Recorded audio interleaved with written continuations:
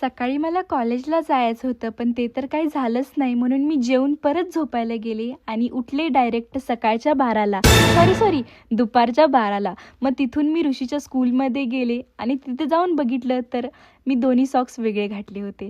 I know हे थोडे embarrassing आहे, बट लेट इट बी. घरी आल्यानंतर पाऊस पडलेला आणि खूप मस्त असं वातावरण झालं होतं. मी दुकानला गेली की सगळ्यांना काही ना काही तर आणायचंच असतं. 2 सेकंड वाटले, काच गेली. मग लक्षात आलं ते तर पावसाचे थेंब होते. ऋषी येऊपर्यंत चिप्सचा पुरावा साफ करावा लागतो. व्हिडिओ शूट करायचा आहे या नावाखाली मी स्वतःला पटवलं आणि शेवटी माझं मीच बेड साफ केलं. माझ्या या छोट्याशा प्रवासात सोबत राहिल्याबद्दल तुमचं खूप खूप धन्यवाद. मम्मी सोबत बसून चहा पिण्याची काही वेगळीच मजा असते.